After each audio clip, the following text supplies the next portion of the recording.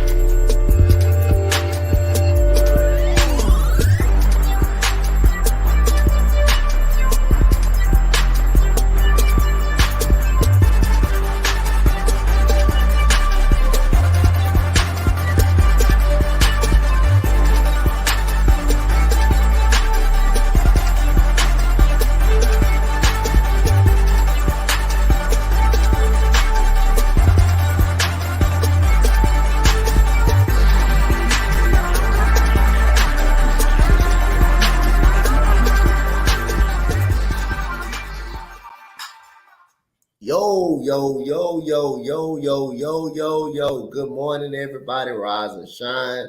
Wake your behind up. This is Empire Sports in the Morning. Here with your host, Coach Dante, in the goddamn building. And to the side on my right, I got the headache. I hope he took his medicine this morning. Resident Laker fan, resident Giant fan, Rams fan. I don't know if he got one team or two teams in the NFL. I don't know how that happened. And we got Dodger fan, my guy, Freddie. Freddie, how you doing this morning, Fred? Only reason why I'm on this show is because of Mo. I'm not in a good mood this morning. Freddie, we gonna be all right. We're gonna be all right, but we'll get into it. Yep. So at the bottom, I got the same Laker fan at the bottom. Been very good on the morning shows, and the cheap seat so far, man. A lot of knowledge.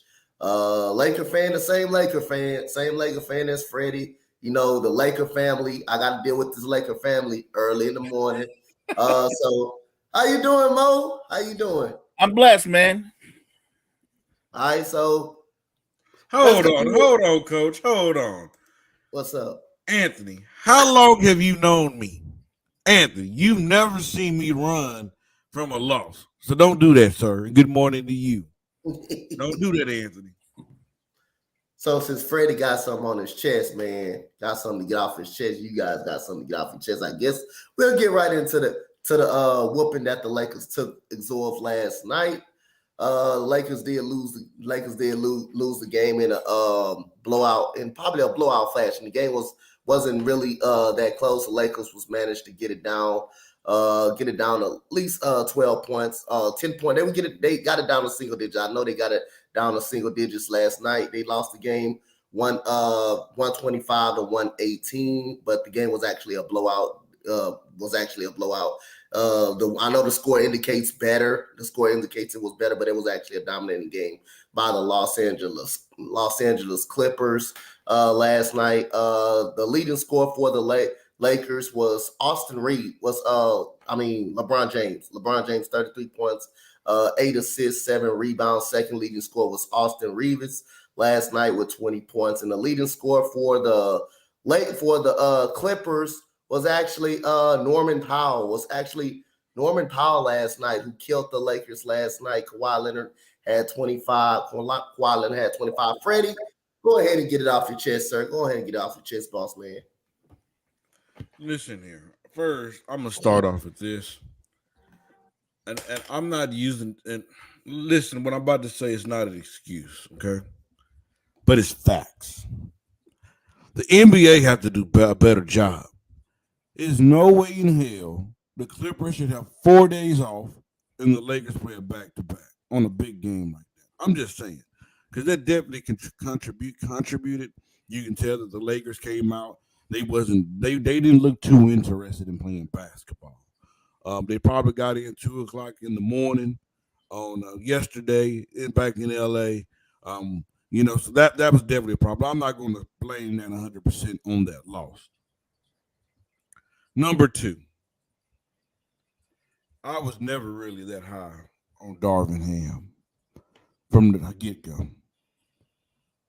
I'm getting sick and tired of Darvin Ham and these rotations. I sit there and watch the games and try to figure out what is the difference between him and Frank Vogel. Frank Vogel was questionable during rotations. Same thing with Darvin Ham. I'm watching the game last night, and I'm seeing a lineup that did not consist of LeBron or AD on the court. And I'm like, what the hell is going on? Why isn't one of them on the court? There should never be a time where LeBron and AD is not on the court. It's never that should not happen. Not this late in the season. It should not happen. I mean, it the first half was just so bad. I mean, those guys they couldn't knock down shots. They couldn't stop nobody. I mean, it was just bad. I mean, then Anthony Davis in the post game said, "Oh, the plan was to let Russ be Russ, let him shoot." Y'all should have known that Russ was going to be hyped for that game. We all knew that Russ was going to come out and try to put a whipping on the Lakers last night. We all knew that. I knew that. So I don't know. I'm just disgusted. I know it's just one game. I'm not concerned down the road, but man, these rotations from Darvin Ham can come back and kick our butt. We did see fight in the second half from him, especially from LeBron. LeBron came out, and man, if Norman Powell didn't get hot, the game probably would have went in a different direction. They couldn't stop Norman Powell at all, especially in that third quarter. Kawhi Leonard was pretty much a no-show in that second half. It was more of the Norman Powell show. But man, I don't know. I'm not feeling Darvin Ham. I'm just really not. And if if the Lakers had an option to fire him this offseason to bring in Ime Udoka, I'll be all in for that. I'll be all in for that. And I'm tired of this. And I'm gonna tell you this. I'm so sick and tired of Darvin Ham and his little mind tricks he plays in the media. Oh, we don't know if LeBron's gonna play. We don't know if AD gonna play. Man, what are you talking about, man? It's the end of the season. It's time to make a playoff run. What are you talking about? Of course they have to play. I mean, that breaks my damn nerves. It really do. It really do. And I'm like, bruh, this isn't the Laker way, man. It just really not. And I'm telling you, I'm not going to overreact to one game, but I know Dad's about to come in here, but he don't want to talk about how his Nuggets look like against the Houston Rockets the other day. How Jokic looked pathetic on the basketball. But we'll let him tell you about that. Good morning, DS man. How you doing, man? The Lakers Freddie ain't too happy this morning. I don't know what you did to him. No, he didn't do. Hey, he didn't do anything to me. I'm just letting him know because we have a couple of trolls here at the Sports Empire Network. So you just have to let trolls know their place before they start trolling. Go ahead, Des. Morning, fellas. Morning, everybody. Good, Jeff. Hey, I'm just shocked the Lakers lost last night, but they won the night before, so I can't really say anything. My Nuggets, I was surprised we lost to Houston, because we could have wrapped the number one seed the night before, but it took a Memphis loss to wrap up the number one seed last night, which I'm not proud of by any means. Definitely Denver has to get their stride back because they're playing soft right now. But the Lakers, though, I mean, how can you lose to a Clipper team? And you guys have high aspirations when you guys lost, So the Lakers That's are really the same question I asked about the Nuggets. How can you Right, lose to a hold on. Rocket But team you guys and y'all both have high aspirations? man. Don't you go there. Inconsistent. Hey, you better see the real Freddie in a minute, sir. Don't do that. Don't do that. Get him, Des. It's just, I think the Lakers, and I mean, and everybody in general media knows this, like, the Lakers are a good team. No one's knocking that, but it's the inconsistency at times, And I mean, Russell Westbrook, I got to give him credit. I mean, he went off, but you got to think about it too. And I thought about this morning when I woke up. I mean, you guys did play hard the night before and it's a back-to-back. So, I can't really say anything on that. But like I said, Denver, I'm happy we got the number 1 seed. The game against Phoenix, I mean, we can sit our starters. We can get ready for the playoffs. I just want the Lakers to be consistent. I mean, if they make it past the first round, even with the play-in, then I think they're a real conversation to talk about. But, I mean, we got to see what they can do. Mo, go ahead, Mo. I mean, Freddie made a great point about Darvin Ham. Let me say this. They set themselves up for failure by letting Utah take them into overtime the night before. That was supposed to be a blowout win. LeBron and AD should have been rested on the sideline in the second half, and that ended up being a tough. It just shouldn't have been that close a game. The only recognizable name in Utah's starting lineup was Horton Tucker, the ex-Laker. They put out a lineup built to lose, and they took the Lakers into overtime, and that shouldn't have happened. That set them up for failure. You come in there with dead legs, and the Clippers just jumped all over them. And look, to Ty Lue's credit, Russ was dynamite. I mean, he was a beast in the first half. In the second half, though, he was a little rattled.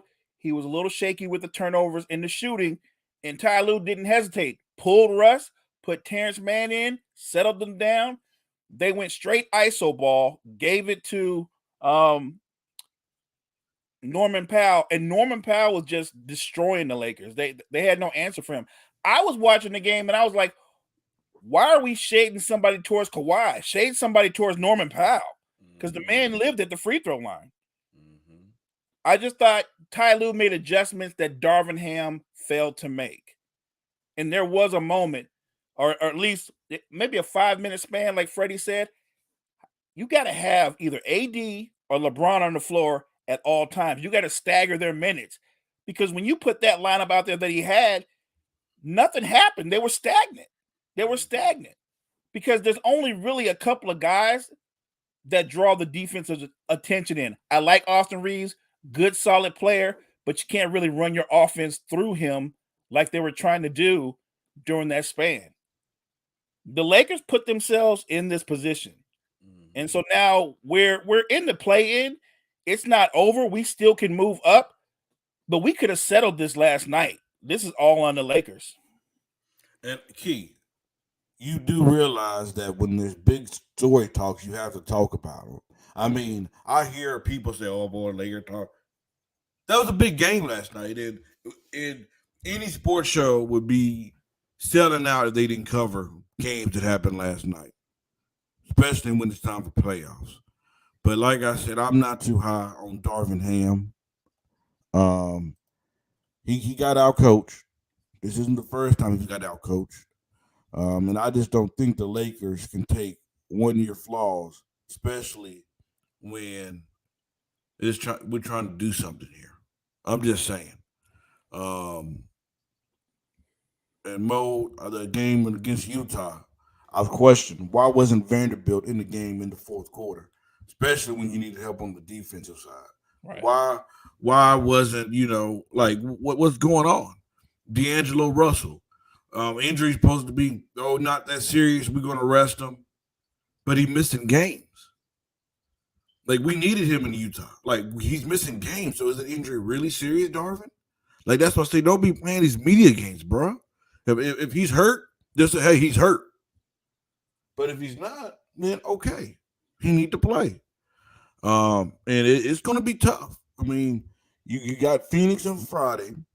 No telling, Phoenix might play KD. They might play Booker. They might play C, because there's a chance the Lakers could lose that game. Then you got the same Utah Jazz team that you struggled with on Sunday. So I mean, I'm getting prepared for the play-in, me personally, because I mean and we saw last night it takes a lot for a 20-year NBA player in LeBron to get up, especially after playing almost 40 minutes the night before, and come back and just get adjusted. It took him a little bit of time to get settled in that game, because he had a horrible first half yesterday. Had a horrible first half, but it is what it is. Here comes Sports Empire Network's biggest troll, Gene. Good morning, Gene. But it is what it is. It is what it is. Gene, you do realize, like I just told Key, that last night was a big game, so we had to come talk about it. That's what you do when you're talking sports. I mean, that just irritates the living hell out of me. People don't realize that on every sports show in the damn world, they're gonna be talking about this damn game. I mean, it is what it is, y'all. Stop it. I don't want to hear nothing. But One more thing about the game, Freddie. I don't know if you felt the same way, but I didn't understand how they didn't make an effort to get the ball to AD in the post. The Clippers were playing with one big and four wings. They didn't even play another big man. They were playing small. They played small except for Big Z.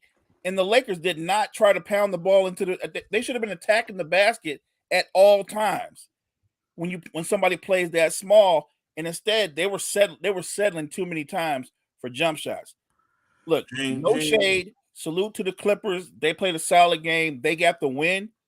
But I just didn't understand the Lakers' approach to the game, knowing the ramifications and what it meant to them in terms of seeding. You could have really literally been at the 5th seed, no worse than the 6th seed, and you've pretty much put yourself in a position you want to hold on to a spot now to remain in the play-in. Gene, I will not respond to you no longer. I'm gonna say this one last thing. You said the difference between the 6 7 is a big game. If you don't know that, if you don't know what's going on in the West, then we don't need to talk. That is a point blank period. I mean, come on, y'all. I mean, come on, bro. You better than that. You better than that. But Mo, especially in the second half when he got that first jumper and they singled him with Zubac. Right. And then I was like, go back to that. Go back to it. But and I'm gonna tell you what else kills us. Dennis Schroeder. He makes horrible decisions, horrible, especially in the key moments of the games. Turn the ball over, bad pass, bad shot. Like that killed us as well. So they need. I don't know. They need to. I'm not crying. I mean, it's one game, but I'm just saying that if we gonna keep it a buck, we need to be real. What I'm crying about, Gene, me and you probably gonna go to the same thing this summer. We both gonna be a second round exits. We know Philadelphia ain't doing nothing. Coach, how many years have Philadelphia been irrelevant again? I forgot that number. What was the number again? You said 50 years, Freddie. Yeah. 50 years, huh? But I'm crying. You the one that's in purgatory. Yeah, what up, East Coast? What up, my boy? East Coast, what up, man? You the one that's been in purgatory. Yeah, my boy Frankie here. What's up? Yeah, Frankie, he's a Philadelphia fan. Gene has been trusting the process in purgatory. Yeah. No, that's cute. The MVP play, that's cute. Yeah, that's all Philadelphia can lean on. We got the MVP. Cute. You could be just sound just like Dez. Oh, we got the back-to-back MVP and Jokic. That's cute though. But me and Mo about bigger and better things. All right, y'all. So we gonna move on to the next topic, which is NFL topic. Freddie, we gonna start with you the same rotation as we do every morning. Start at the top, we're gonna end up at the bottom. So Matt Jones, should Matt Jones want out of New England after reported being shot by Bill Belichick? Freddie, start with you. No. What has Mac Jones done in the NFL? I mean, what has he done? I mean, you're young. You're a young whippersnapper. No, bro, it's business. I mean, you don't perform, and teams are going to try to go out and get better, get a better talent. His best bet is go in there, and try to. No, he don't have plenty to say, Frankie. He don't have plenty to say, at all. But no, I don't believe he should want out. Just stick to it and try to get better. But it's a part of the business, especially when you haven't done anything in the game. And friend Gene, you get those shots all you want. It's not phasing me, brother. It's really not. All right, Des, what you think? Should he want out after hearing the reports? No, not at all. I mean, even Bill Belichick is denying it, saying it's fake news, and Rob Gronkowski and other New England Patriots greats. I mean, he only's been in the league, 2 or 3 years? And he has to have a way better offensive line, get some weapons. Like I said, the draft is definitely key for New England, but I don't think he should be out. I think they just have to, work with the system that works with him, get some receivers, get some offensive line, get the running game going, and get back to New England Patriots football because they've been struggling for the past couple of years. And he's still young, and when you're young, you still have those bumps in the road, turnovers and stuff like that. We got to give the kid a chance. But at the same time, I wouldn't be surprised if it's a draft day type trade, to be honest. Mo, what you got? It's a performance-based league like any other sports league. He could be upset. He might really be upset. His feelings might be hurt. But judging by his performance, I could understand why Bill Belichick might be looking elsewhere. I think we all can agree that Matt Jones is a legitimate NFL quarterback. The question is, what's his ceiling? Is he a game manager as a starter, or is he just a very good backup that's in the wrong role right now? I acknowledge that he can play, and there's no doubt the Patriots need more playmakers around him.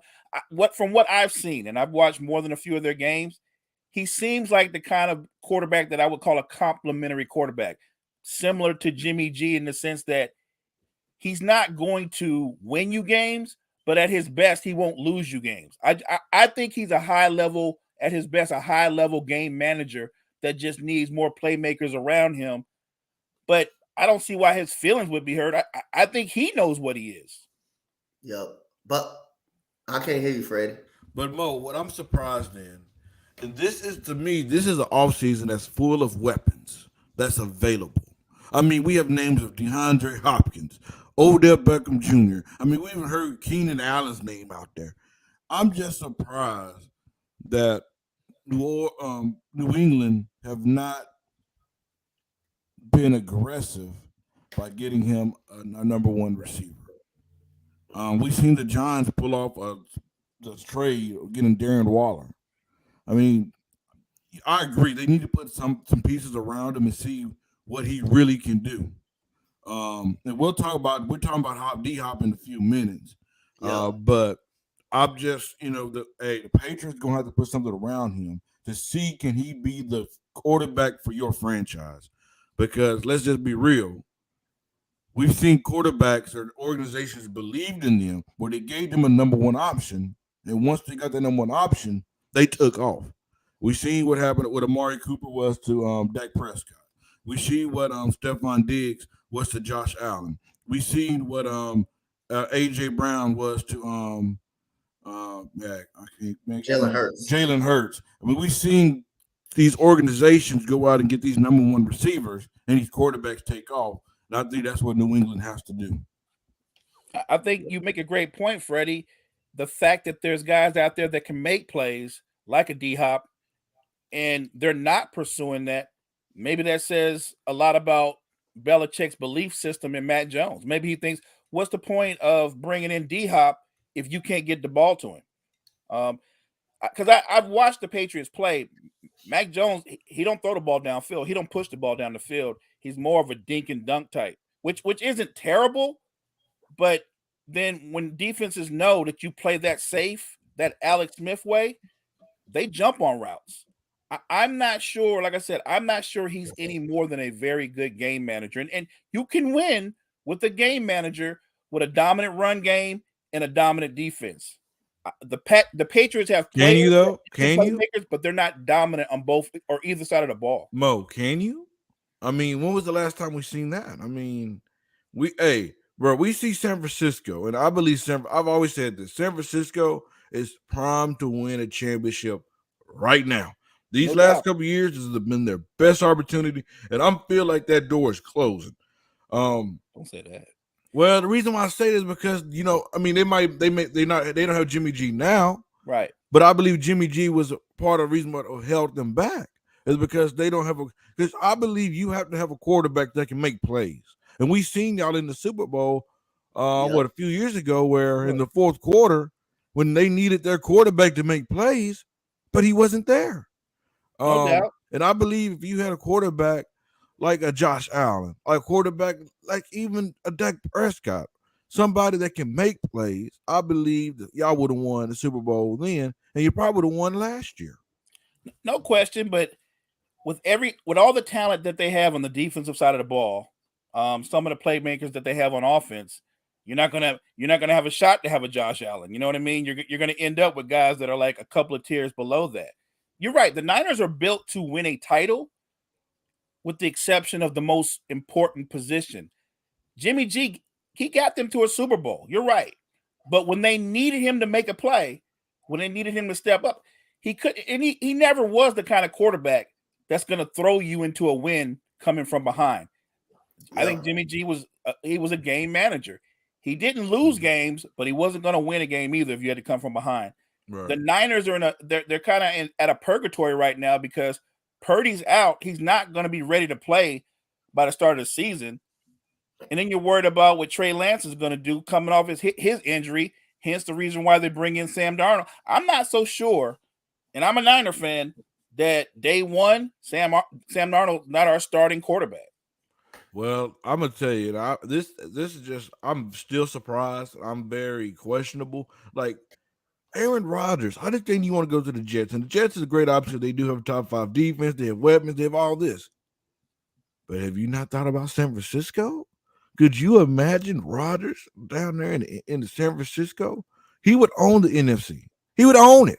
That would be his conference. They have the defense. They have the running game.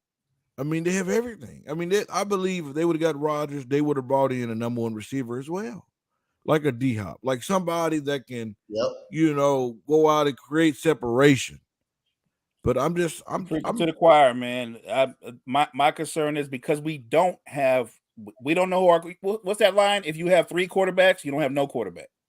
Yeah. Right now, we don't have a quarterback, and even though Shanahan is a great play caller, you can only get away with different kind of schemes and disguise and things, but so much. Sooner or later, you got to have a guy that can take you down the field in the 2-minute offense and make a play. And right now, we don't have that. You make a great point. DHop would have been perfect for us had we had the quarterback. Debo's a terrific player, but I think people confuse what Debo is. Debo's a terrific football player. He's not a great wide receiver. He's a great playmaker. Correct. He doesn't have a big route tree. If you was going to really compare the wide receivers, Brandon Ayuk actually has a better route tree than Debo does. And then George Kittle. Debo's just a jack of all trades. He's a wide receiver. He's a slot receiver. He's a tight end. He's an H-back. Sometimes he's a running back. He's a terrific football player, but I wouldn't call him like one of the top 5 wide receivers in football or even the top 10 wide receiver. Even if you didn't want to go Aaron, you could have went Lamar. Lamar in that system, you talking about one of the best running games. Hey, man, that would be so dynamic. That really would be. Yep. So, yes, indeed. So we got the next topic is hold on, Coach. Frankie. That Rams team didn't start off to be a super team, but throughout the buyouts and all that stuff, they became that. They got Von Miller, they got OBJ, they had Leonard Floyd, they had Aaron Donald, they had Jalen Ramsey, they had those guys. Yes, you had Cooper Kupp, you had Matthew Stafford. They became a super team, especially when those other teams got cut from their teams and they start stacking up to the Rams. So I disagree with you on that. That Rams team did become a super team. It didn't start off to be that in the offseason, but during the season, after all those players started getting cut and stuff, that's when they became a super team. No doubt. You're a super team when OBJ is your number 2. You're a super team. Yep. And so, yep. Hold on, Coach. You see that? Now, Dad, you can come out of timeout now. Since you come out of timeout now. Hey, I had quiet a little bit too much yesterday. I need to hear more from you, brother. I said, come out of timeout. All right, so on this question, the Jets, Aaron Rodgers, and the Packers still waiting on the conversation for the Jets. But should the Jets consider drafting a quarterback at number 13? Should they consider it, Freddie? Hell no. Hell no. When there should be 2 things. There should be 2 things that the Jets should do. There's only 2 things. You don't even think about drafting a quarterback. You don't. You go all in for Aaron. And until Green Bay say, we are not trading you, Rodgers, then you call Baltimore. And he said, we want Lamar. Do you want this number 13 pick? And the reason why I say that is because none of these quarterbacks in the draft, you don't know if they're going to pan out. You don't know if they're going to be bust. You don't know you don't know what's going to happen with them. But one thing you do know is if you get Aaron and you get Lamar, they give you the best chance to win a championship. They give you the best chance to be relevant right now. The Jets, and I believe the Jets will use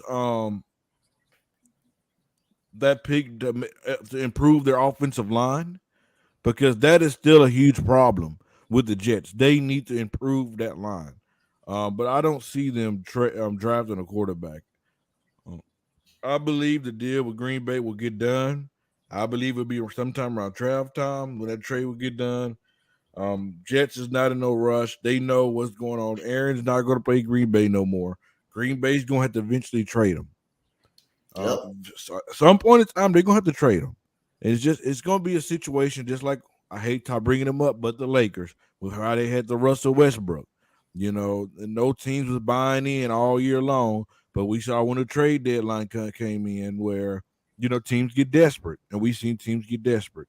And they gave us the trade with Malik Beasley, D'Angelo, and all those guys. I believe it's going to be the same situation when the draft time come around, where Green Bay's going to say, okay, we got to get desperate. We want to pick our own players. We want this, we want that. So let's go ahead and just cave in.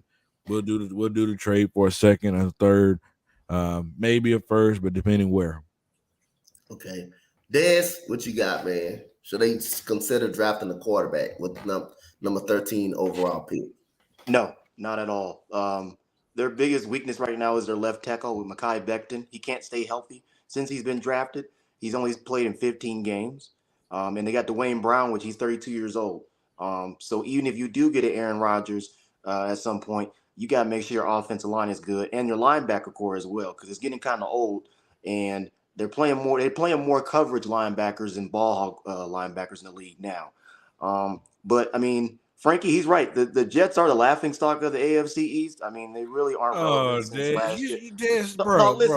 You sound just like Jordan. Man. You sound just like Jordan. No, listen. The Jets, until you get Aaron Rodgers or you get like a Lamar Jackson, you don't have nobody, and you need to get the offensive line right, because the running game, I mean, they're going to stack the box. You need to have a solid running game, and your left tackle has been your bigaboo for, a good amount of years right now. They need to get the offensive line right, and they need to get the defense right a little bit with the linebacker core, because it's getting kind of slow. That's what I think. But, I mean, until you get Aaron Rodgers or some type of draft day type capital, the Jets cannot. They need to get the offensive line right. Des, you do realize that they get Rodgers or Lamar, they're instantly better than the Broncos. You do understand it, right? No, they're not going to be instantly better than the Broncos. No, they will be. No. Hey, Aaron Rodgers is Aaron Rodgers, but that's one person. It takes a whole team. Okay. Let me ask you a question. Who would you rather have, Russell Wilson or Aaron Rodgers? Who's a better quarterback? Right now, you can say right it. now. I'm asking the question. Who's better quarterback right now? You can say it. Go ahead. I gotta say, Aaron Rodgers is a better quarterback just because he can dissect the defense. But I like Russell Wilson right now. I mean, what the pieces we got, I'm telling you, no, you don't. You seen how bad of year? No. Russell had 2 bad years. No, you don't. You're worried. You're worried right now. I am not worried. You're I have worried confidence. Right now. We have confidence in Denver. You better hope. And we get new uniforms. Okay, but that's the question. Number 2.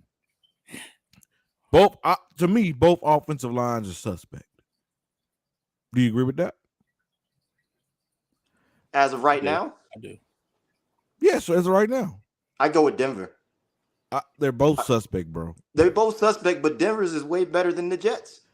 Okay, number 3. As of right now. The Jets have a better defense than y'all. The Jets have a top 5 defense, bro. What are you talking about? True. Okay, then. But look who we got, though. That's not no question. That's not no question. The Jets have a better running game. Yeah, they got a better running game. The Jets will be a better team than the Broncos, bro. No, The they're only not. thing that the Broncos have better than the Jets is coaching. That's it. And Frankie, I'm coming to your comment in a minute because I see what you just said, but don't you know I'm gonna address that. So Dez, I want you to say this.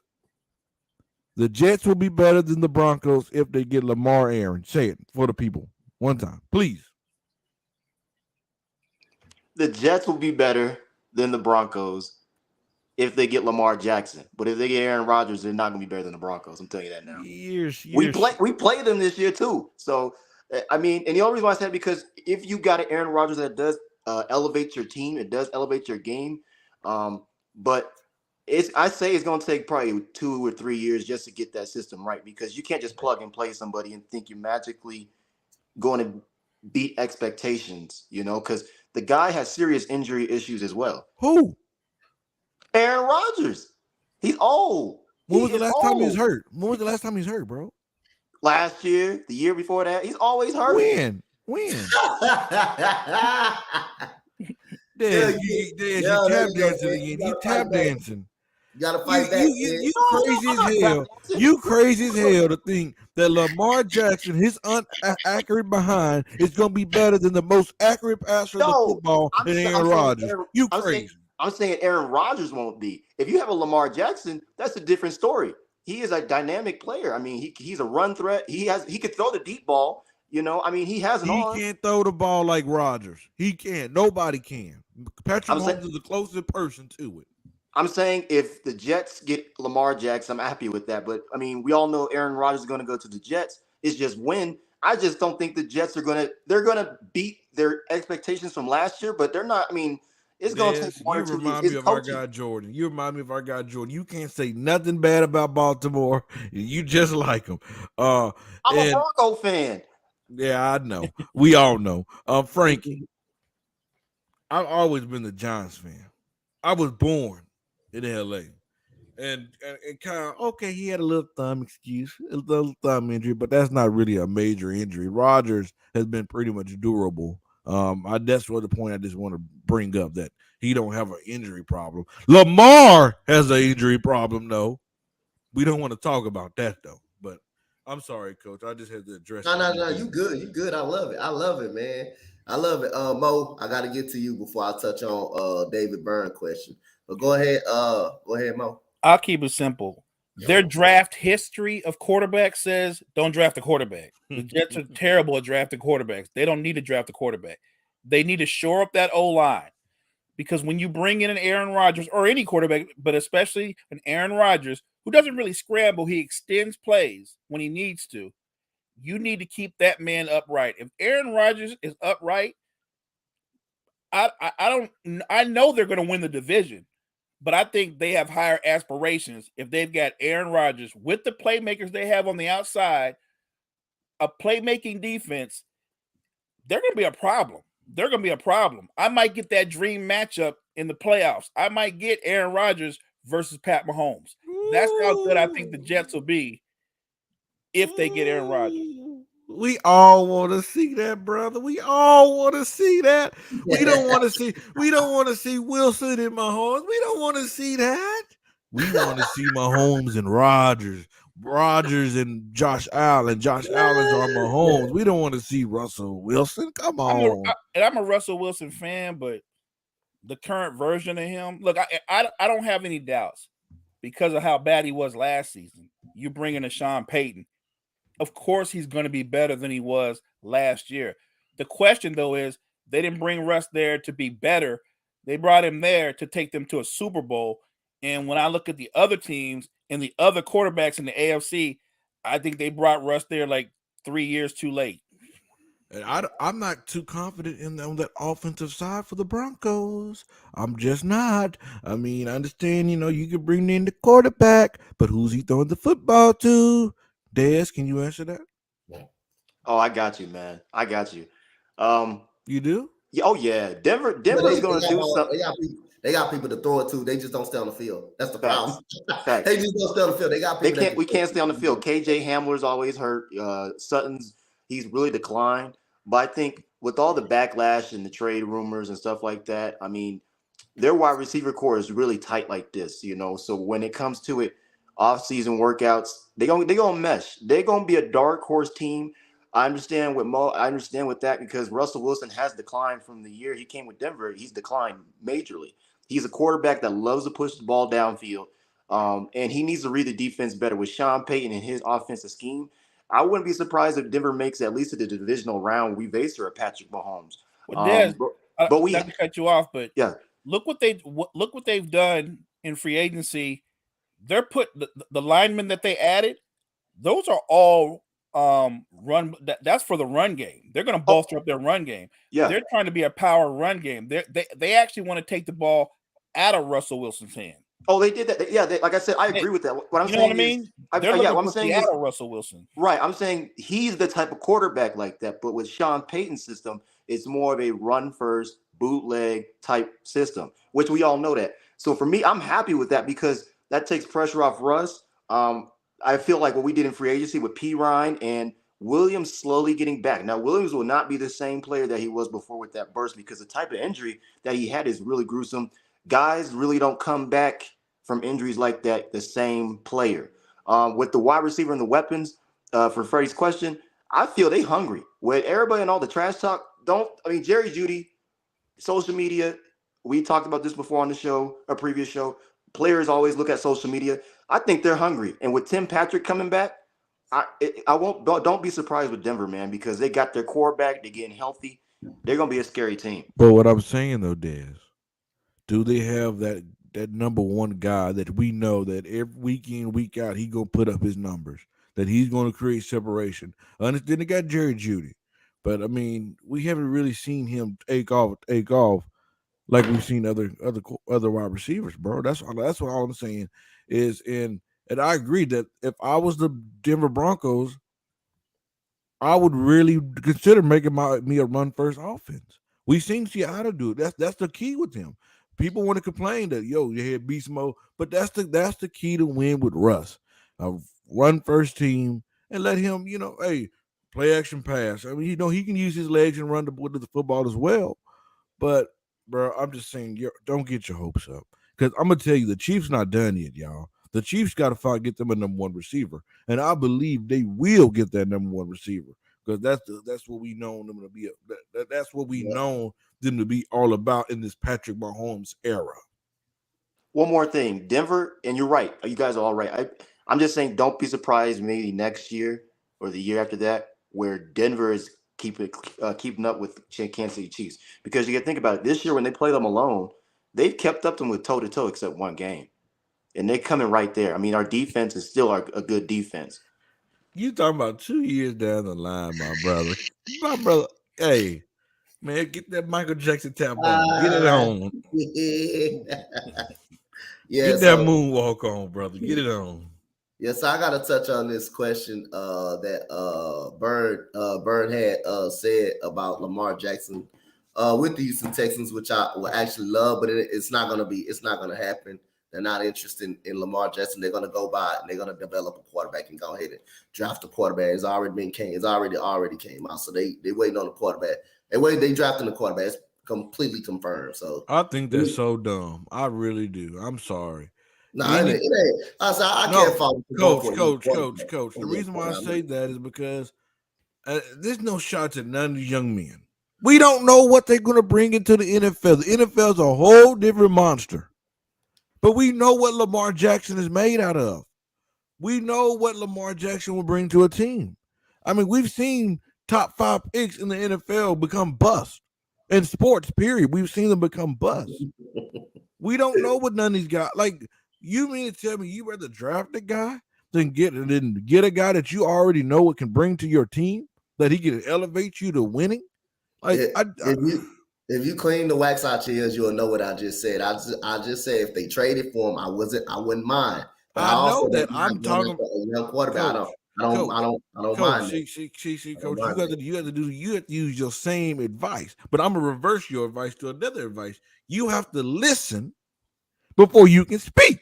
Because what I said, Coach, I wasn't directing it towards you. I was directing it towards the Houston Texans. or NFL teams, period. Well, I will be happy with a young quarterback as well. Both sides, and they not interested. I'm not faulting them from not being interested. You don't know if you don't develop the quarterback. You ain't gonna never know what a quarterback is.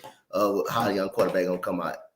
Nobody knows at this point, but you do know talent when you see it. You do know when you see it. Talent when you see it. So the next topic we gonna get into is about the DHop situation. Do y'all got is two guys that could very much be on the market?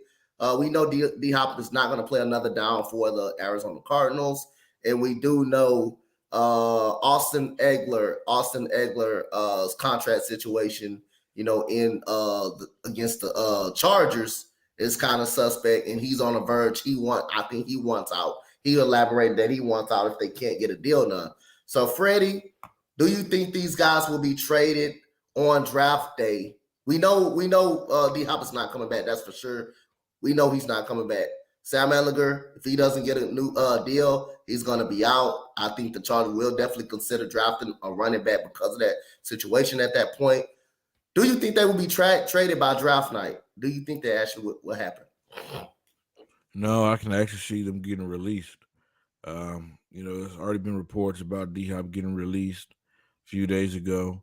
I can see him getting released, and like I said, do not sleep on the Kansas City Chiefs.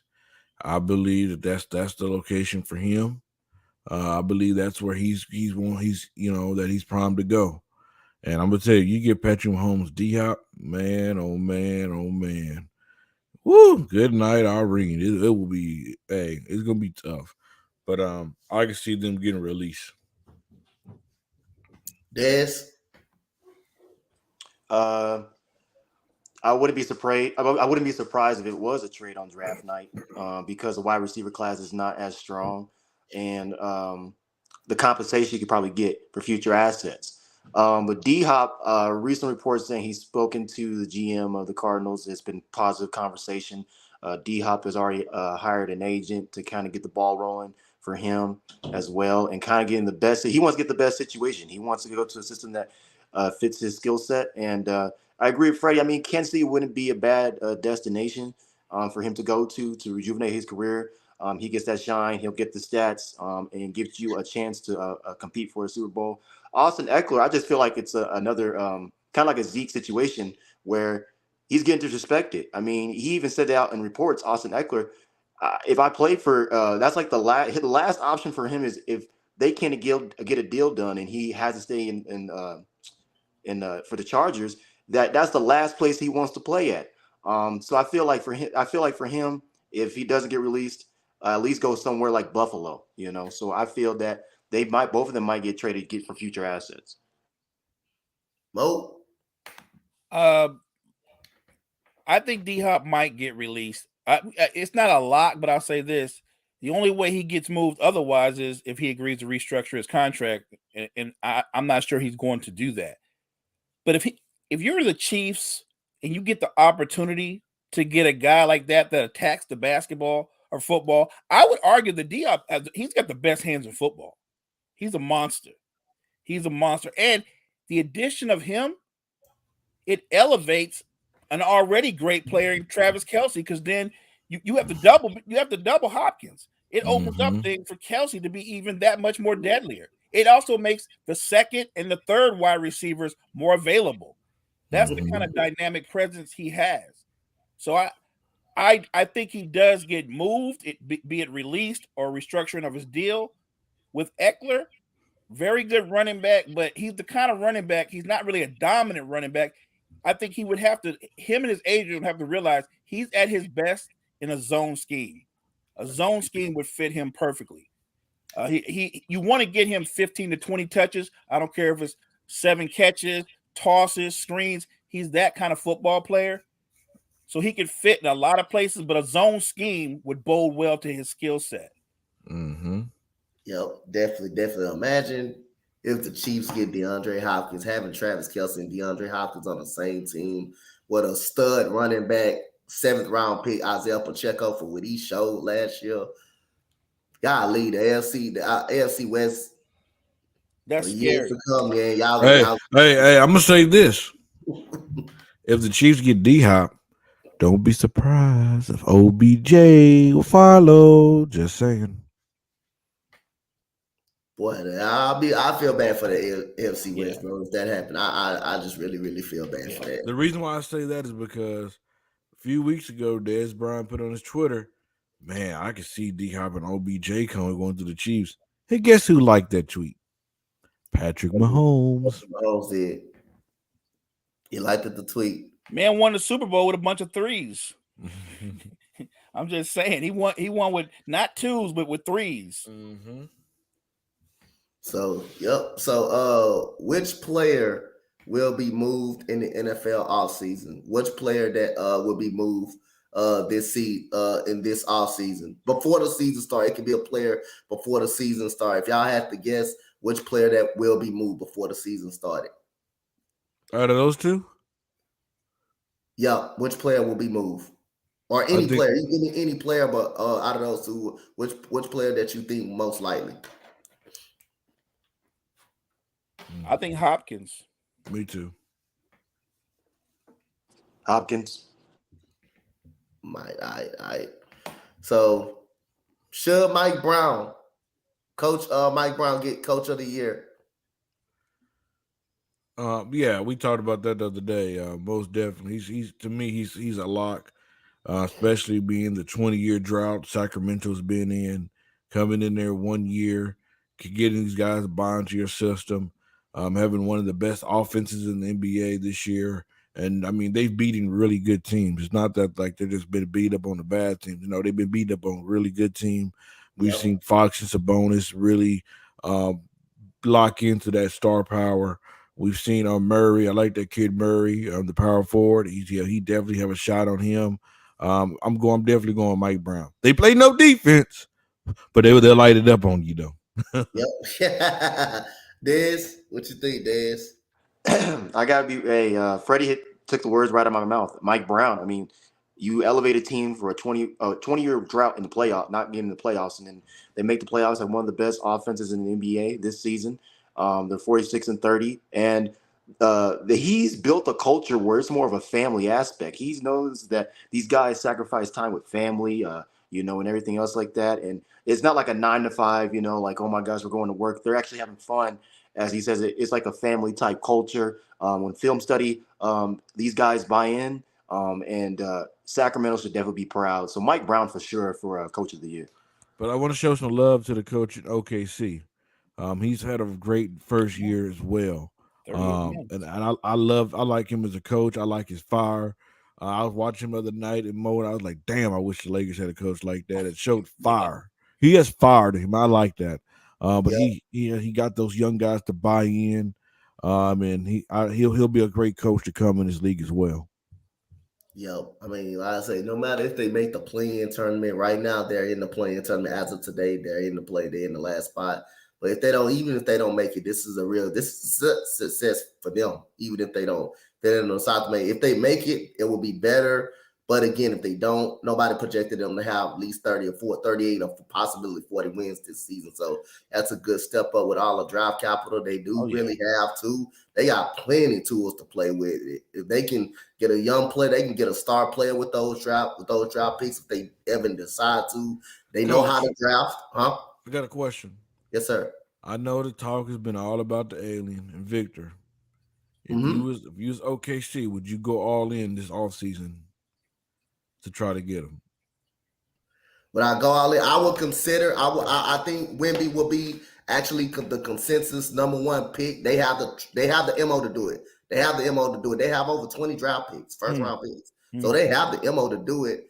I would either, if they don't do it, they will select the right player though. They will select the right player. I trust in that organization. They've been drafting really, really well throughout the season. I wouldn't be surprised. Like I say, I think you can make a case for Brandon Miller, the guard, the small forward out of Alabama. You can definitely make a case. He's more like a Paul George type. He's a 3-and-D player. But he could be possibly better than actually Paul George, man. He can score at a high rate and he can play some very good. But could you imagine Shea, Giddy, and those guys with Victor? Like, Oh, yeah. bruh, ain't nobody. Hey, Yep. Man, I'm telling you, that'd be nasty. But hey, you guys, Whoever I got they can pull it off. They got the MO. They got the draft. They got 21st. They got 20 first round picks. If they want to go out there and get that number one, they definitely gonna flop them first round picks for them. They definitely can do it. They got them very much got the MO to do it. So Mo, we can all agree that Mike Brown, is coach of the year. Oh, no question. I would just say that coach of the Celtics, Missoula, even though you can look at that team and go, that team just went to the finals, they're built to win. Considering that pressure that he jumped into, you're right. They're built to win. The fact that he kept them steady, because he was in a lose situation. This is a team that went to the finals. You take over that team, and every game is under the microscope. And if they don't get back to the finals, they're not going to look at Tatum or Brown. They're going to look at the coach. So I think he's done a really good job. I think Mike Brown is absolutely deserving of Coach of the Year. But what Mazzulla did was he gave them a steady. He steadied them out through all the drama and stuff. He's a solid basketball coach. Hey, Coach. You guys have a wonderful show. I got to head off, get ready to go to work. Okay. But I just thought I'd come on here and bless the show. There's a few things and support my brother Mo. All right, Freddie. Hey, it's always a good thing that you be on the stream with Coach Dante. It's always a good thing. But just want to let you know, it's not done yet. One loss don't change my tune. Just letting you know. Hey, I'm down for that play-by-play, man. I'm down. Are you though? Hey. Are you though? Really? Are you though? Hey, I'll go a step further. I'll go a step further. If the Nuggets and the Lakers play, Freddie, we gotta get it set up, man. In the playoffs, y'all meet in the playoffs. We gotta do it, man. Don't fall asleep this time. Yeah, throw me in the chat room. Don't fall asleep this time. That's all right. I'll have some snacks on the side, Coach. I watch you do your play-by-play. There's a reason why you snack. You snack to keep you alert. So yeah. All right, y'all. All right, Fred. So man. Like I say, Mike Brown definitely deserves to be the coach of the year. I mean, this team hasn't been to the playoffs since 2005. Since 2005, that's a long time. That's really a long time. They buy into his system, and also, he won championships with the Warriors as an assistant coach. So he led some LeBron Cleveland to NBA Finals too. I believe he led Cleveland to an NBA Finals too when they got swept out of the finals by the San Antonio Spurs. So the man has a very good resume, and I'm just happy for this young basketball team and Coach Mike Brown for where he took this organization at. So other than that, who will be the biggest threat to the Milwaukee Bucks? Mo, who you think will be the biggest threat to the Milwaukee Bucks? It's the Celtics. To me, in the Eastern Conference, it's the Celtics. A lot of people think the Sixers match up better with the Bucks. I think the Sixers and the Bucks would be more of a grinded out series, but I would still favor the Bucks. Yeah, I would favor the Bucks. I'll trust Giannis and Drew Holiday over Embiid and Harden, and I love Embiid, great player. Harden is still at a high level, but Drew's one of my favorite players, and I just trust Drew. He always seems to make the right play in the right moment. Yeah, it's going to be the Celtics because, like I said, it's not just that they have two dynamic wings in Tatum and Brown. They also bring in a guy like Brogdon off the bench who could drop 25 on a given night. You also have Derek White who can defend at a high level. He can also create off the dribble. You have a guy like Al Horford, a proven veteran, solid defender, one of the best three-point shooters in basketball. You get Robert Williams back healthy. This team is built to win. I want Milwaukee to come out the East, but if I were a betting man, I think the Celtics are coming out the East. I think that too. I very much think the Celtics come out the East. Go ahead, Des, what you got up on this? Kyler is right on that. And the podcast, they just put a comment. Brogdon and Derek White off the bench is wild. Yes, exactly. They are. They're a good tandem. I think we discussed this yesterday on yesterday's episode where we said that with Philly, people say they match up better with the Bucks, but you got to think about it. And Coach Dante and Mo, you guys just touched on. They just got Embiid and Harden. You put Harris in the corner. That's not really his type of game. Mm-hmm. And besides Maxey and Harris, who does Philly have off the bench? because your bench is definitely important in the playoffs. And the Celtics have a deep bench. They're aggressive. They play team defense, and they really play sound. Definitely with the coach that they have, they play with a little bit more passion, I think, this year than they did with the other coach. And they play aggressive. With Tatum, he's really taking over games. He's being that dude.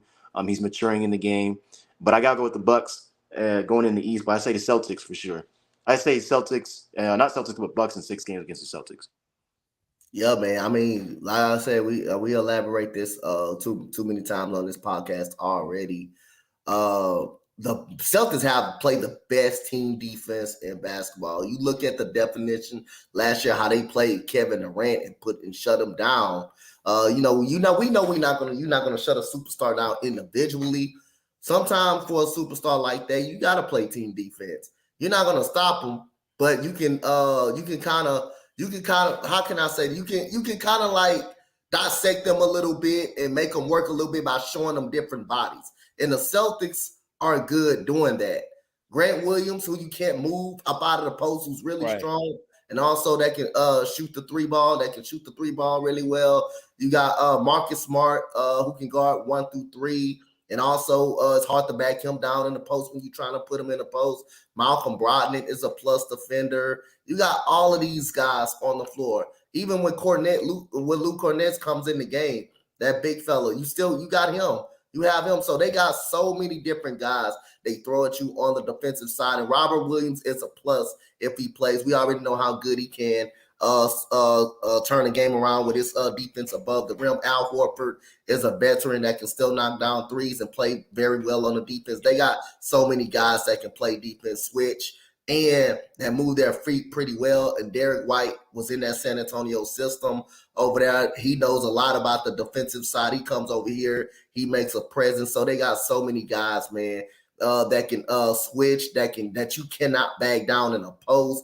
By just showing a superstar like that, like an Embiid or a Giannis or Kevin Durant, different guys, different looks, different defenses. That right there, like I say, that's something special. And that's why I say I think the Celtics in the Eastern Conference or probably in the NBA is the most well-rounded team. Probably they're gonna be tough to beat. They're gonna be tough to beat because not only did they show KD different looks, they did something that doesn't happen to him very often. They attacked him on the other end. He struggled trying to guard Tatum or Brown. They were giving it to him. The best way to go at a great scorer, you make that guy play defense. And they had a game plan coming into that series that they made it all about Kevin Durant. They blitzed him. They double teamed him. They were physical with him off the ball. And like you said, a guy like Marcus Smart is about 6'4", 6'5". I don't care if you're 6'10". If you catch the ball on the block, you can't move him. You can't back him down. There's no give. Marcus Smart reminds me of Chris Paul in his prime. When you would try to back him down, you couldn't back Chris Paul down. There was no give.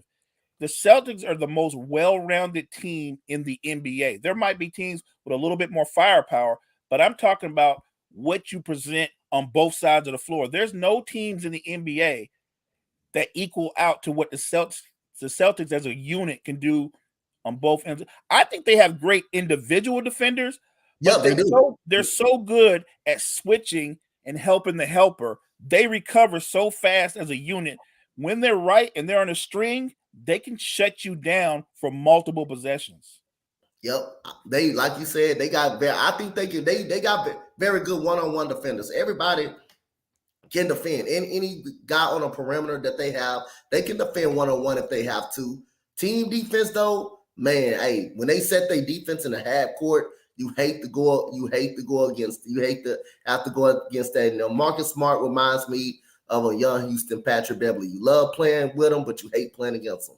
Because that guy is coming all game long. I've seen this guy literally frustrate James Harden. He play you 90 feet, and that pressure does wear off on a player dribbling the basketball up the court and does tire a player out, because when you're trying to get away from a person and you trying to get a screen set, that wears down on you. You're working yourself out. When you dribbling the ball like that. So again, the Celtics make you do so many different things, man.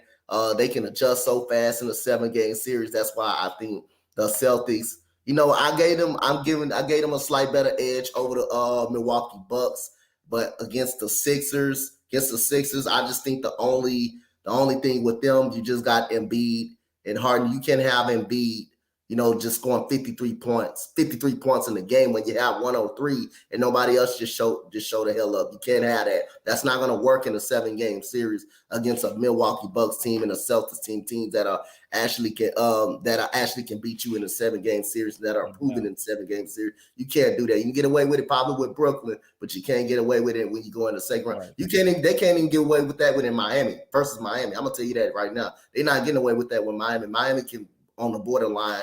That's what borderline kind of give them a series. Not saying they're gonna win it, but I think Miami can extend the series and make it go longer than they expect. 100%. Miami didn't have a great regular season. They had a lot of injuries, but I'll say this: they've always been built for the playoffs.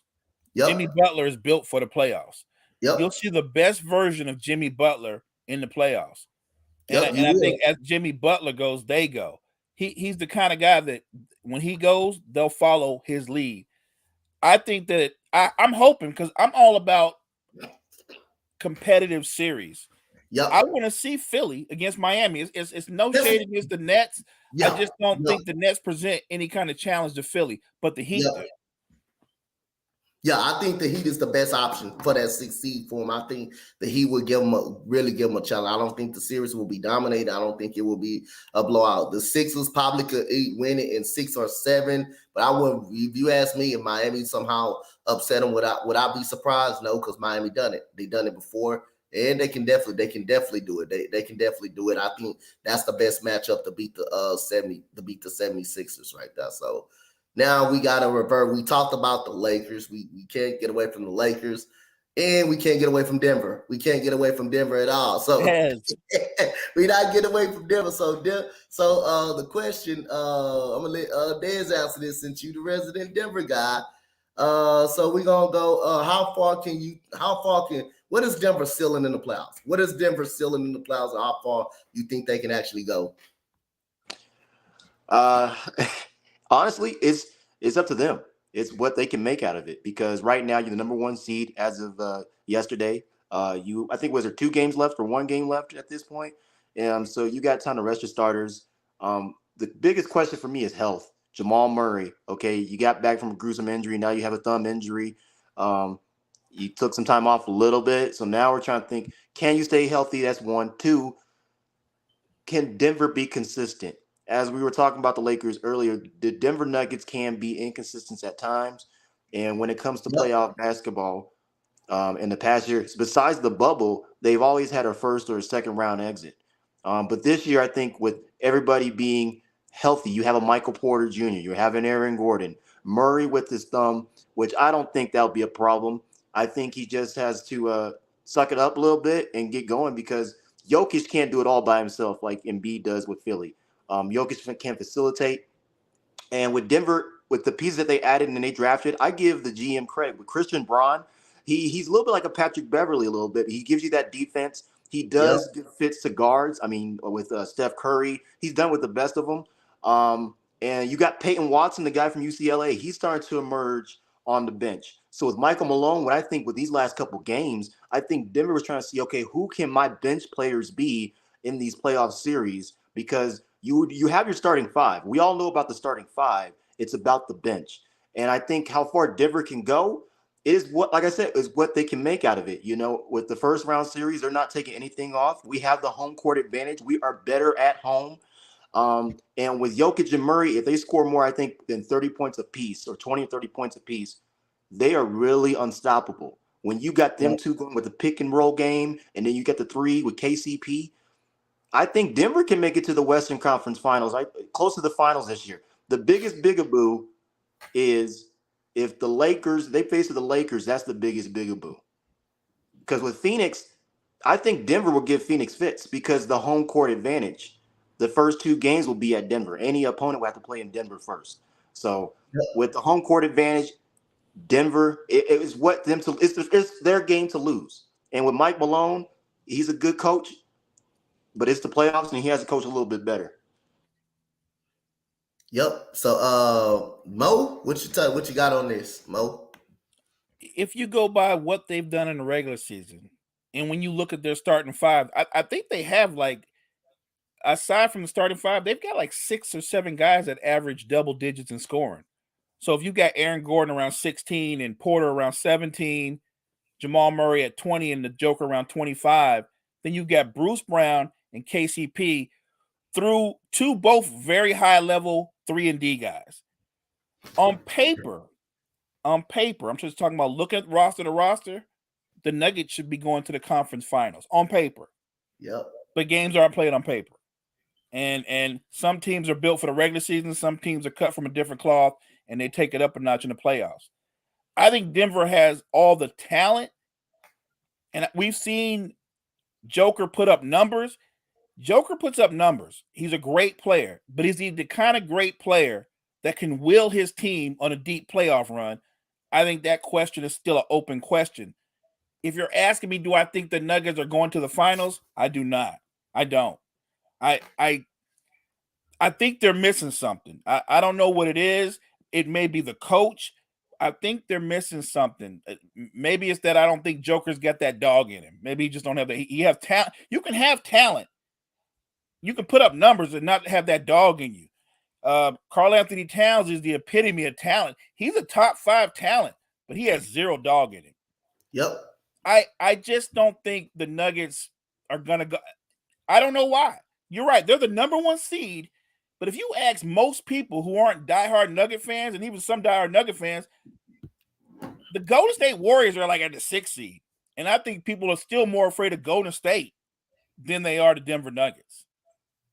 I'm just being real. I like what the Nuggets have done. I think they're missing something. Maybe it's that Joker's a superstar. Jamal Murray, he has all the traces of being able to go to that level.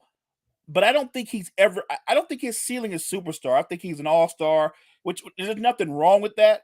Yeah. I think what Joker needs is a superstar level wing to flank him.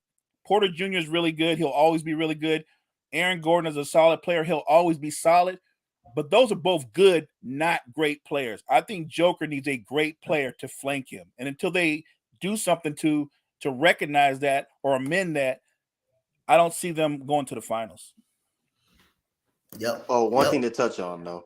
Go ahead. Kyle, one thing to touch on. Kyle's right. He said, Porter's the key. I think this year, and the reason why I think Denver is so high and I think I have high aspirations, because the fact this is the first time when you talk about health and having a complete team like the Warriors with the cohesion with the guys and the key pieces all back together.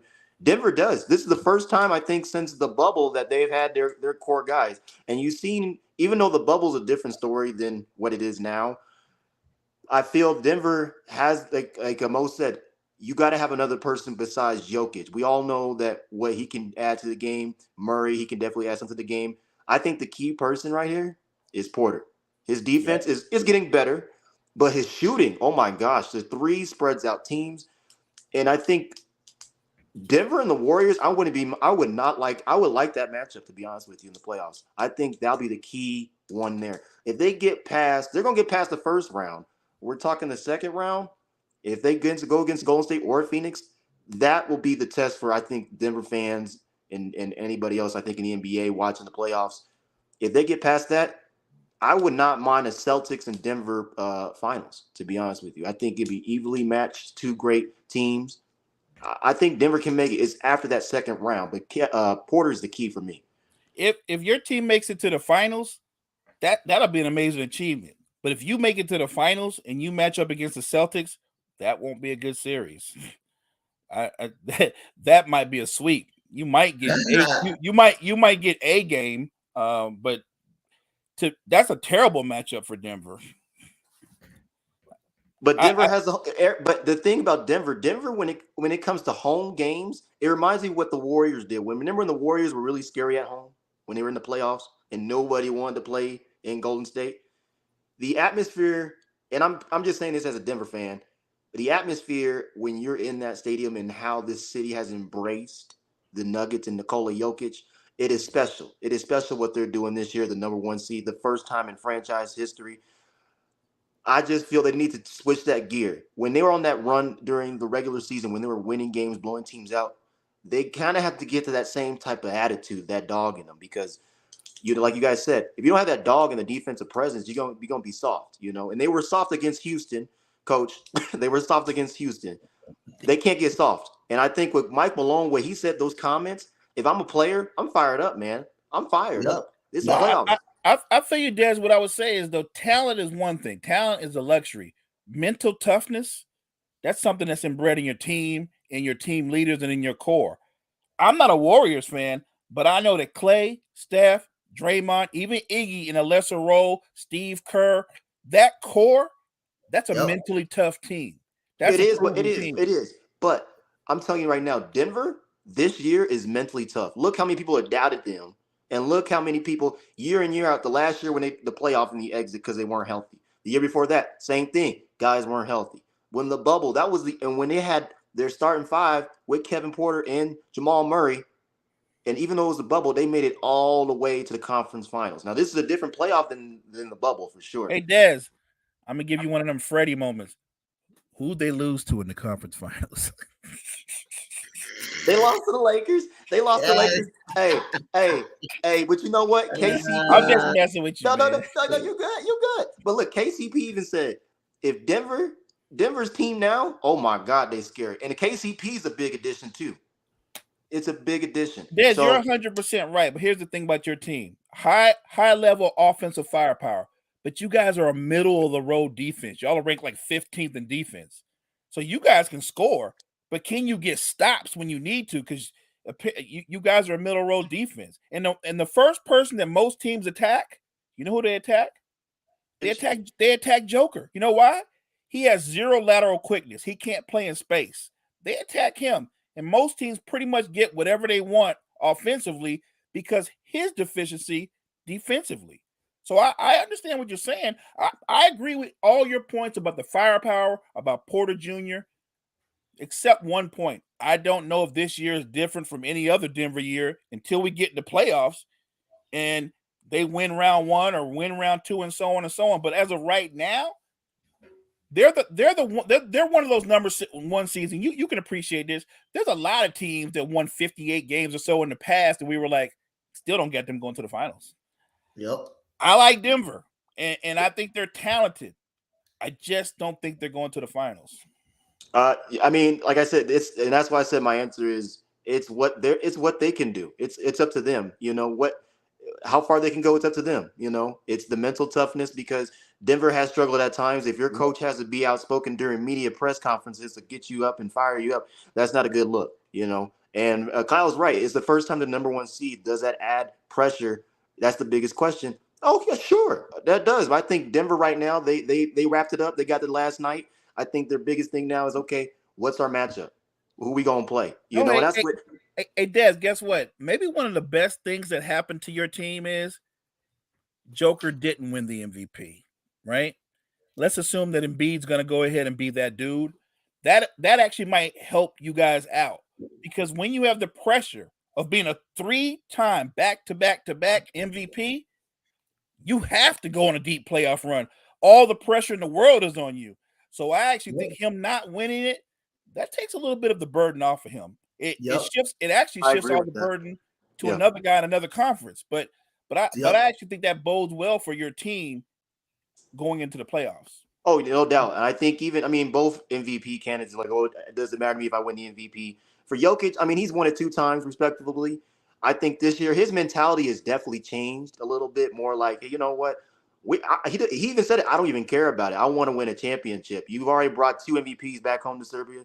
You bring a championship back. Bring a championship back because this city needs it. This fan base needs it. Denver needs it. They've worked hard. Yep. Like you guys said, the mental toughness, getting past these rounds, because it's a grind after the first round, after the second round. The mental toughness, the fatigue starts to get in, injuries and stuff like that. Like I said, the sky's limited to them. It's up to them because we got the number one seed, kudos, but let's see what the playoff is because it's coming up quicker than a hurry. If Jamal Murray can be special because he has the talent to be special. Yep. If he can be special, you guys are going to be a problem. That much I can concede. If he's special, never mind Porter. Porter's nice. He's talented. But the guy that can be special, that can drop 30 or 35 on a given night, that's Jamal Murray. You need that Jamal Murray. If he's special in the playoffs, your team is going to have a deep playoff run.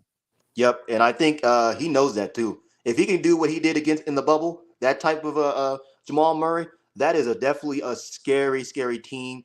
And the only thing that is Denver's weakness, like you said, Mo and Coach, if you put Jokic in foul trouble and you take him out the game, especially in the playoffs, we've seen it year after year after year. They blitz him, they double team, they give him foul trouble, they frustrate him. Who's your next scorer? Porter. If you know his lack of defense, then who do you have after that? You know, so you're right on that, Coach. You have an aggressive Jamal Murray that can handle the offense, and with Mike Malone this year, which he hasn't done it in the past years, he's kind of put Murray in the twos. So he helps that bench keep him aggressive, keep the pace going because, you know, if you have an aggressive Jamal Murray and you got Jokic, it'll be a deep run. Yep. So it's gonna playoffs coming in a hurry. We got 2 more games, and the slate of games we're gonna go through tonight, as we were just talking about that earlier. Mo, we talking about the Miami and Philadelphia game. They do match up tonight on TNT. They do match up tonight.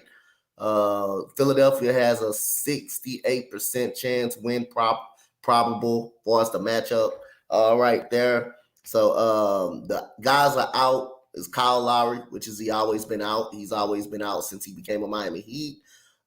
He should be arrested for stealing money. He should be arrested. He should be sent to jail over there. You got Bam Adebayo doubtful. You got Jovic, their rookie. He's been doubtful all year. You got Maxey doubtful. You got Melton doubtful. You got PJ Tucker doubtful. So Mo, who would you take tonight in this game? I'm gonna go with the Heat because I still think they need it for seeding. So I would be surprised if they didn't come out really, really aggressive and try to jump all over the Sixers early. There's who you got in this game.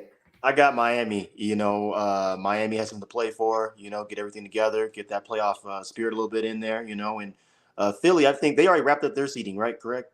Yeah, they wrapped up. Oh yeah, this is more of a scouting game, if you ask me. This is more of a scout game because you kind of see the system, see how people fit. So I mean, I think it's going to be Miami that wins the game. Yeah, Philly might want this game, Coach, because like you and I said, they might prefer to play Brooklyn. You know what I'm saying? Like they might want to go ahead and, you know what I mean? If we can push Miami back, they might prefer to. Yep. And right now, Brooklyn is in that 6th and final seed right now, so they're on the collision court to play the Philadelphia 76ers. So again, if you're the Miami Heat, you want to get this win, you want to stay on course, and you want to try to do whatever you can, you know, just to try to get in that 6th seed, because I believe, you know, if they do get in that 6th seed, they can give the Sixers a lot of problems. They can pose a problem for the Sixers. So you got the Cleveland Cavaliers versus the Orlando Magic. This is back-to-back home and home right here. So, they got a lot of people out. But I believe these people out because of rest. So I think they're going to sit out. They're sitting out because of that. And we all know Orlando got no injury, so they're playing all their guys. So, you got Darius Garland out, Jared Allen out. They're not out because of injury. I believe they're out because of the playoff stretch. LeVert is going to be out. You got Isaac Okoro is going to be out. We saying we don't believe his injury. We just believe they're resting. They already got the spot locked up for one playoff spot, whatever. That we just believe they're resting their guys at this point. But who you got, Mo? Should the Magic win this game right here? I expect them to. And they've been playing better as of late. You're right. The Cavs are resting guys, getting ready to get geared up for the playoffs. So I actually expect Orlando to come out and win this game fairly easy. All right. Des, who you got? Yeah, I say Orlando. I mean, Cleveland's resting their guys for the playoffs. I mean, you don't have a big man, your guards, and Isaac Okoro as well either, so he's not even playing. So I expect Orlando to play well tonight, win the game, end the season on a high note, and build some confidence for the offseason for next year. All right, so we got the game. We're going to call this game the shit bowl right here, the ass bowl right here, because 2 teams don't matter, but 2 teams that don't matter when it comes to playoff picture. But record-wise, you're looking at the Portland Trail Blazers and you're looking at the San Antonio Spurs. It don't look good. But, again, San Antonio is so young. You know, Pop is going to have these guys to play. Still going to have these guys to play out. And don't be surprised if San Antonio could win this ball game at San Antonio. Mo, who you got? Mo, who you got in this game? Man, it's a tough call. Both teams are kind of in similar situations. So it comes down to what young court is going to play versus what young court on the other side. I'm gonna say Portland wins, but if I was San Antonio, I'd really consider losing this game. Go ahead.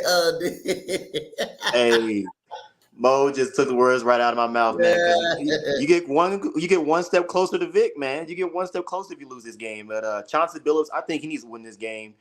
He's definitely on the hot seat. With Dame Dollars, for the offseason, see what's going to happen with his future.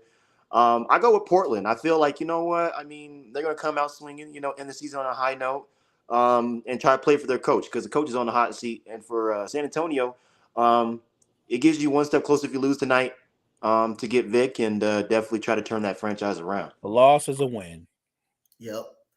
So we got the next game. Should be interesting. You got a playoff implication ball game. The Utah Jazz, by a little slot into their life, they're still in it. They're not actually eliminated yet. But again, they playing against the OKC Thunder. OKC is traveling to Utah. So the Utah Jazz will basically have a G League team out there probably tonight. They will basically have a G League team. Lugens Dort, I believe he plays tonight. He's doubtful. But his injuries list is basically a whole starting five out. You got Kessler out. You got Markkanen out. You got Clarkson out. Sexton, who just played against the Lakers the other night, he's out. Rudy Gay out. So, Mo, you tell me if the OKC Thunder, do they win this game? Yes, they do. And guess what? It's a win for the Jazz too. Yeah. Go ahead, Dez. Same. I mean, OKC wins it. I think if they win tonight, does Dallas play tonight too or no? No, they don't. They don't play last night. They played last Did they night. win last night? Yeah, they did. They did. So I OKC for sure. Wrap up this. I think the 8 seed, correct? Is that or the play-in? No, I believe it's the 10th seed. It's the 10th seed. So I feel like OKC, hey, win it, man. Win it tonight. Jazz are basically playing, like you guys said, G League players. I mean, I guess they're trying to see what they got in their roster, And all those guys that are out, they done. They shut it down early. They done. They got a fighting chance, but I give it to OKC. Yep. So the last game we got on the docket tonight, we will have the Phoenix Suns versus the Denver Nuggets. Tonight, I will be covering the game tonight. So you got Jokic, doubtful, Zeke Naji, doubtful. You got Jamal Murray, doubtful, and you got Colin Gillespie is out. But the Phoenix have no injuries, which means playing their guys. They may be playing their guys tonight. Phoenix at home. Mo, who you rocking with? I expect them to win. Look, Phoenix is probably just going to play their guys a little bit. They're trying to still develop some chemistry, right, with this lineup because they've really only been together a short period of time. So if they can go ahead and make this a blowout early, you're looking at Durant, Booker, and Paul playing maybe 20 to 25 minutes tops. But yeah, I think Phoenix is going to go ahead and win this game. Des, who you got? I agree with Mo on this one. I think the Nuggets are really going to play their guys only 20, 25 minutes, try to get some cohesion before the playoffs. You already wrapped up the number 1 seed last night without even playing. So I think the list will probably be bigger, probably Jokic out because why would you play him? What is the need for you? You already got the number 1 seed. And we've seen when they don't play Jokic and Murray for a certain amount of minutes, the team actually declines really fast. I mean, they barely score 100 points if they're not even in the game. So I say Phoenix for sure. I feel like Phoenix might do the same thing, though. Phoenix might just put 20, 25 minutes, get that cohesion together for the playoffs because in that chemistry. And then you'll see what you have in your bench and ride from there. Yep. Yes, indeed. And the question about in baseball, the pitch clock for me that Key had on one of the topics, I think it makes the game goes by faster. The games have been going by faster since that pitch clock came up. You have no more 4-hour games anymore, 3-hour games to sit through. So I think the pitch clock definitely helping. I think the players are really starting to adjust to it That's my take on that. But again, man, like I say, another morning show up in the books, man, with my guy Mo, with my guy Dez, man. NBA playoffs is up in the high gear. NBA season will end on Sunday. They will be ended up on Sunday, and we will be getting ready for the play-in games. But like I said, man, shout out to everybody who's gonna be in the playoff, who's in the playoff race, who's gonna be in there. And you know, when the tournament comes up, playoff basketball will officially be started. We will be touching on that a whole lot more, man. So my boy Kyle said the pitch clock large in large bases, you know, helps baseball. Yup, it does. And a lot of stolen bases. Pitchers can't just sit there anymore and just look at the runner. You got a certain amount of time to pitch. You got 24 seconds to pitch the baseball. That plays a factor in all the base stealing going on. And you know, catchers can't really throw a runner out like that. But again, it helps the game go by. It helps the game go by faster. You know, I don't want to sit up there and just really be watching 4 or 5 hour games like that. But like I say, I could do it. But again, it helps the game. It helps the game go by faster. So again, man, shout out to everybody. Mo, tell the people where they can hit you, follow you at, man. Sports Empire Network. Sports Empire Network. You heard them, man. Des, tell the people where they can follow you at. Sports Empire Network, Facebook, man. I'm there. Yep. So y'all know where y'all can follow me at. Man. I ain't hard to find. On here or YouTube at all. All you gotta do is type my name in, type Empire Sports Network name in, and I'm not really hard to find. So other than that, man, shout out to y'all, man. As for Coach Dante, for my boy Mo, for Dez, come back to me for some early afternoon baseball when I do the White Sox and the Giants, just a couple of hours, and then the late night game I will be doing Denver versus the Phoenix Suns to round out the NBA regular season. So shout out to all of y'all. May y'all have a good rest of your day, man. Thank you guys. Peace out, you guys. Peace.